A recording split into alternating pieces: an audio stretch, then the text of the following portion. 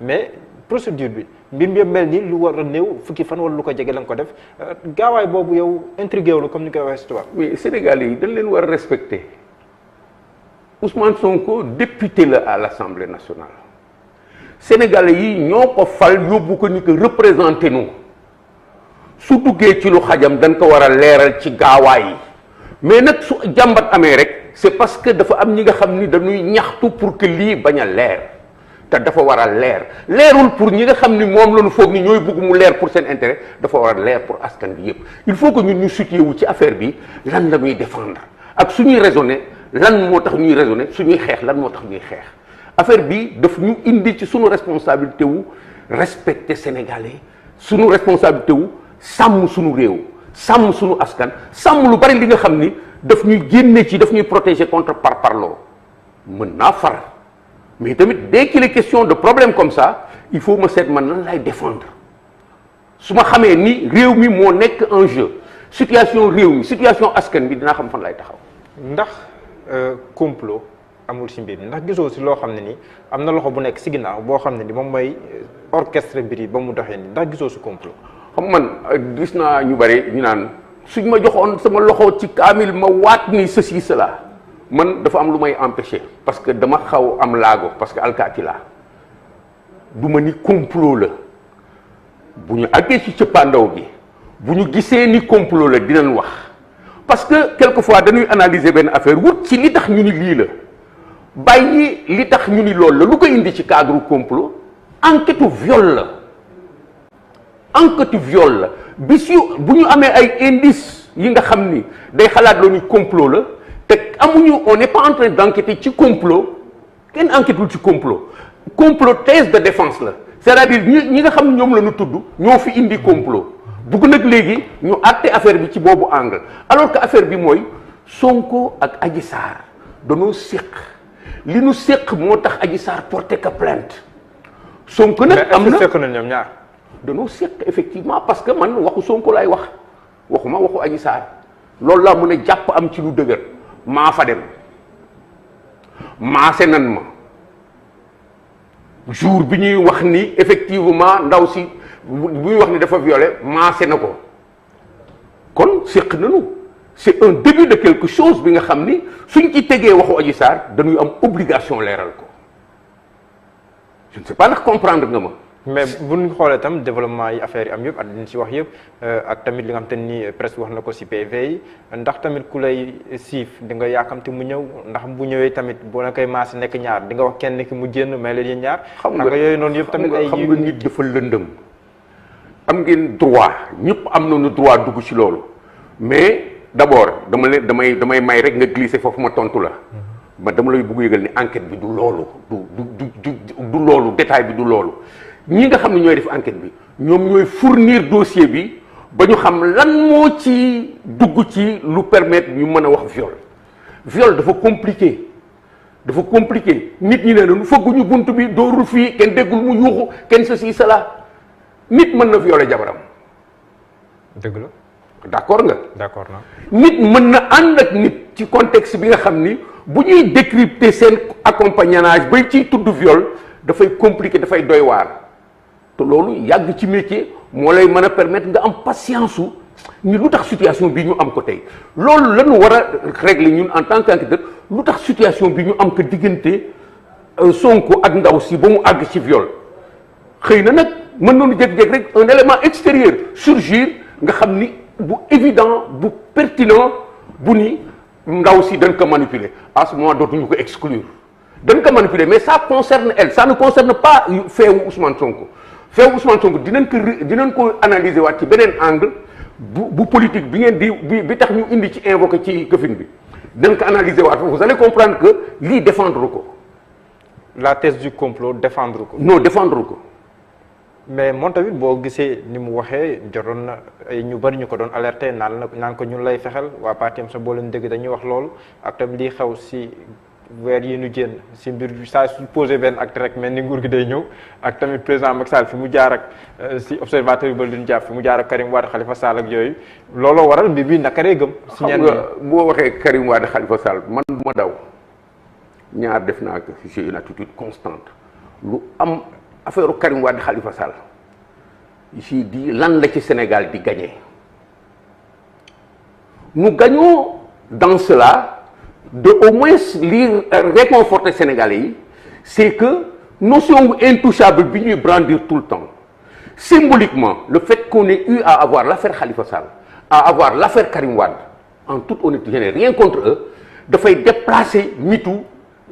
intouchabilité boobu. Pourquoi? Parce que ay kàngam lañu ci géewu politique bi, au moins l'histoire du Sénégal retiendra qu'un jour ils ont été perturbés dans leur comportement parce que yoon dal na seen kaw. Yoon dal na seen kaw bi su ma koy analyse damay seet lan la yoon dale seen kaw, est-ce que loolu jub na comme suñu waxaawu Sonko bi damay seet lan la Sonko def sur le plan enquête ak lan lañ ci mën a retenir sur le plan politique suñu ma ci invité dinaa wax lu tax ma ni la lii nga wax défendre ko. Voilà dina si ñëwaat sax sur le plan politique mais juridiquement ndax yow ni nga gisee mbir mi demee jàpp nga ne am na ay faits wala boog am na ay actes yoo xam te ni dégg nga ko yu war a mën a permettre ñu jël affaire bi au sérieux ñu bañ a xalaat comme ñenn ñi ne que mbir mi dafa woyof trop comme viol wala ñu mën see topp ni sax ba di ko tëj. xam nga waxtaanu liggéey ak waxtaanu grand place du benn lépp luñ ci laam-laamee grand place la ñii liggéey ñu ngi liggéey muy gendarmerie est-ce que ñoom am nañu droit ñii ngeen di def wala keneen di ko def Adji Sarr ñëw ak plainte am ñu naan ko ah lii waxu kasaw la Adji Sarr c'est une citoyenne sénégalaise buy fen sax am na droit fen déposer plainte contre nit ba ci cëppaandaw ba astamaak nag mu déposer plainte contre ab député il faut ñu seet député bii kat moom ci lan la laal wala ci lan la laalul ci biir dossier bi nag moo tax ñu jaarale ko fi ñu ko war a jaare ah yow da nga ne àgg na ci yow àgg mooy lan mooy àgg na ci man mooy tëdd na ak man loolu la wax je suppose aw ma fu ñu ko bind mais situation bi loolu la joxe ñu ni ah loolu lan mooy mandargaam ñu topp mandargaam ci biir topp mandarga boobu la nekk su ñu toppee mandarga ba tënk am noonu déjà benn élément au départ Sonko d'accord nañ dem na fa d'accord nañ da doon maase wu da doon faju ji moom da doon faju ji loolu la ñu téye da doon faju ji est-ce que foofu faj am na fa li koy dindi mooy foofu du fajukaay du waxu keneen. dafa dewoon pour dàmpalu maanaam pour ñu maase ko. pour liggéey moo tax man la dafay faju ji pour dàmpalu. waaw dàmp nañ ko man damay d'accord rectifier sama bopp. soo ma rectifier ma d'accord ak yow. dafa dem pour dàmpalu mais dàmp bi moom daf ko teg ci tawat bu mu am depuis bu yàgg moo ko yóbbu ba foofu. su fekkee tawat boobu moo ko yóbbu ba foofu te dàmp bi ñu ko war a dàmp techniquement nekkul foofu te béréb boobu du bérébu dàmpukaay ci li nga xam ne moom moo tax mu jóg défense am dafay jafe. mais bu nekkee ne dem na fa demaat fa mooy dàmp bu nga ko doon dàmp mu ci doon gis résultat. yow yaa wax loolu mu ko doon soulager yow yaa wax loolu mais bu ma wax loolu leneen. conclusion yow yaa wax loolu bu ma wax leneen. Ousmane Sonko dafa toll fi nga xam ni warul agir à la légère kenn waru ko jéem a défendre ci yii di lëndëmal xelu nit ñi. kon il ne doit pas être défendu. non dan ko ci lii laa wax. di lëndëmal xelu nit ñi ci apporter ay éléments yi nga xam ni yomb na. moom député la dañ ko fal teg ko ci fi nga xam ni moom warut a def yenn yi warul taxaw fenn fi loolu mooy première question bi histoire u viol yi soo demee tribunal y en a un pagaille. histoire viol yi dina si ñëw mais tamit citoyen la amul benn loi bi tere par exemple ku mutu doon nga dem si salon de massage. non amul benn loi mais éthique. waaw déontologie éthique. boo gisee ñuy wax askan réew. dafa am li nga xam ni man en tant que commissaire de police am na fi nga xam ni suñ ma fa fekkee rek ma gàccaay. mais salon de massage. déedéet même bu dee salon de massage buñ ma fa fekkee ma gàccaay salon de massage yii man en tant que commissaire de police su nekkee sama lieu de fréquentation rek yii laa wax de yii ñuy wax ni wutuma beneen bi ci Covid le même salon de massage ak liñ ko xamee li tax ñu décrire ko li tax ñu wax vocation am li mu annoncé ni moom lay liggéey pas liñ ko bëgg liggéeyloo par force. di fajaate li mu annoncé ni moom lay liggéey tur bi rek dafa évocateur. Sweet Beauté. waaw ba noppi nag. institut de beauté la à la base. waaw salon de beauté la à la base léegi loolu dafa nëbb li nga xam ni moom lañ fay def te amul autorisation def fa leneen lu dul salon de beauté. ñu dugal ci leneen ak leneen man suñ ma doon fekk ci sunu mentalité yi toll fii man rek commissaire Keita nii retraité ñu may gis bis bu nekk ma ñëw gaari alors na ngeen def sawaat dugg foofu rek problème la man laa wax de je suis pas député. mais en quoi ça pose problème. mais ça pose problème ci honorabilité respectabilité li nga xam ni moom la ma askan wi sédd yow mii bi nga may woo benn Samba Ndiaye rek daal di taxaw fi ci ko boy kay fii waay yow man dama bëgg wax affaire Ousmane Sonko da nga xalaat ni ñu trier ci ñi nga xam ne yàlla may na leen privilège su dara amee ci réew mi ñu woo leen laaj leen nga ni dinaa wax ak diw mais tey il faut mu woo ko commissaire Keita laaj ko ne serait-ce que yow ma respecté la ci lii nga xam ne apporté nga ma ko war naa mën a taxaw feneen fu dul ñu fekk ma ci ay salon de massage yu mel ni may lambar mais salon de massage lu si nekk laa bëgg a xam bu nekkee. non du nekk koo xam ne ni sa yaram day métti. man damay wax man alkaati laa damay wax c'est des lieux ci seen annonce rek c'est des lieux de perversion liñ fay wuti du massé liñ fay def du massé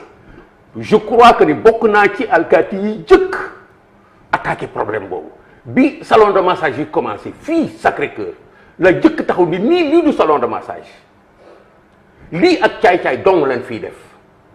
mais phénomène bi développé wu ñu koy nëbbe leneen di ko nëbbe leneen ba mu jur lii mais du salon de massage c'est-à-dire du salon de massage la sax mais massage bi ñu fay def ak massage bi nga xam ni moom moo am ci yeneen yi da ngay dem ci pays Asie wala yeneen pays yi da ngay gis salon de massage ak mu am ay bain ay ceci cela oto yi kilifa yi dañuy taxaw nii nga gis leen ñu dugg ci biir di waxtaan def seen massage def seen fee ñu bës leen ñu dem seen yoon mais bokkul ak massage yu lëndëm yii nga xam ne lu nekk mu ngi ci. Ousmane Sonko si salon de massage bu lëndëm la dem. waxuma bu lëndëm bu annoncé vocation am ci li gën a lëndëm ci salon de massage soo demee ci réseaux sociaux yi nga gis ñoom li nu wootee du plaider en faveur de Ousmane Sonko il faut que ñu oser que parce que tey. mais ndax ku am ñaari soxna ak tamit yiw bi ngay wootee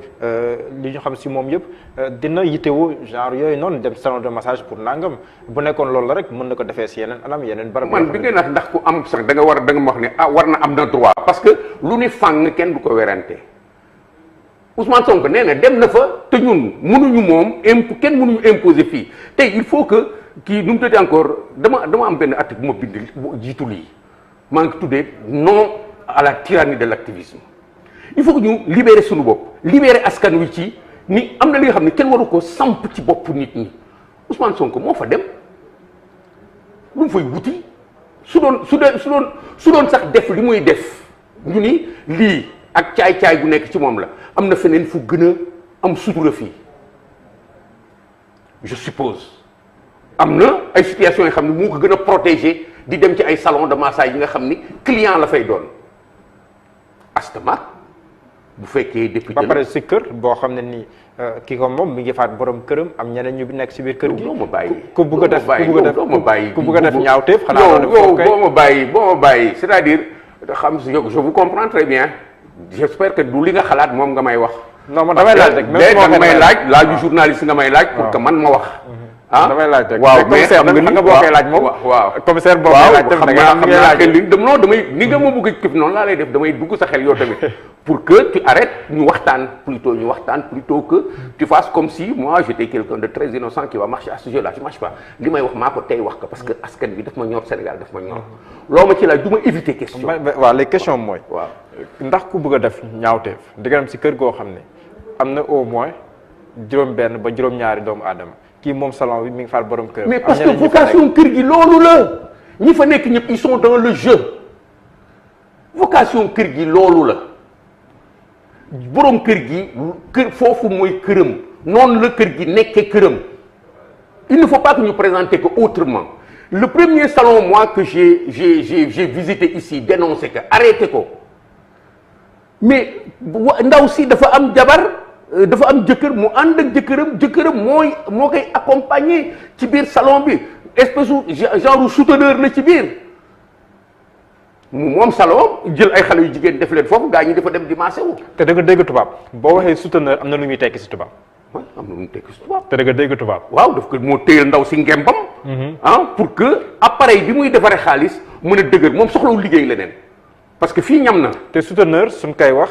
si sens bi gën a. xam naa fi nga jëm waaye. mooy ñii di jaay seen bopp ki leen di jàppale pour ñu am ay clients ak yooyu. waaw non gën na compliqué loolu souteneur ci milieu wu perversion. gën na compliqué loolu waaw man boobu laa gën na compliqué loolu. damay wax souteneur nag muy terme bi nga xam ni dafay de plus général. mais nga gisaale ci loolu dafay nekk pourquoi dès que c'est mal propre loolu day mën a nekk mais nag dama koy jujj rek doy na borom xel ngeen comprendre ni lii ngeen bëgg setal foofu kër gii nangam sangam ceci cela non du loolu. mais commissaire man setaluma kenn damay laaj donc. ah yow yaa bëgg yow comme yaa représenté ñi nga xam ni tey si sama diggante ak yow. waaw dañu bëgg utiliser loolu. ñoom seen ay argument nga may renvoyer. dama ciy répondre kër yooyu buñ ma tegal nit ñi naan borom kër gi mu nga fa juróom-ñaari nit a nga fa ceci cela ça fonctionne comme ça.